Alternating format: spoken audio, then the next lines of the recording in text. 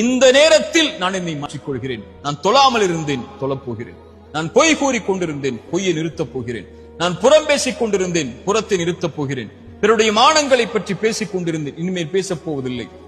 என்னுடைய பெற்றோர்களுக்கு முக்கியத்துவம் கொடுக்காமல் இருந்தேன், இப்போது கொடுக்க போகிறேன். என்னுடைய உறவுகளை ஆதரிக்காமல் இருந்தேன், இப்போது ஆதரிக்கப் போகிறேன். நன்றி செலுத்தாமல் இருந்தேன், இதோ நன்றிக்காக தயாராக போகிறேன். மரணத்திற்கு முன்னால் பாவ மன்னிப்பை கேட்காமல் இருந்தேன், கேட்கப் போகிறேன். மனிதர்களிடத்திலே கேட்காமல் இருந்தேன், இதோ கேட்கப் போகிறேன். இந்த நிமிடத்தை நான் சரிபடுத்தப் போகிறேன் என்ற உறுதியோடு இறைவனை நெருங்குங்கள். உங்கள் வாழ்வில் எது இல்லை என்றாலும், எதை நீங்கள் இழந்திருந்தாலும் அந்த கவலையை இறைவன் நீக்கி அவனிடத்திலே நெருங்குவதற்குரிய வாய்ப்பை இறைவன் கொடுத்து, உங்களுக்கு எதை வேண்டுமோ அதை அவனிடத்திலே கேட்டுப் பெறுவதற்குரிய அவகாசத்தையும் இறைவன் நீட்டித்து தருவார்.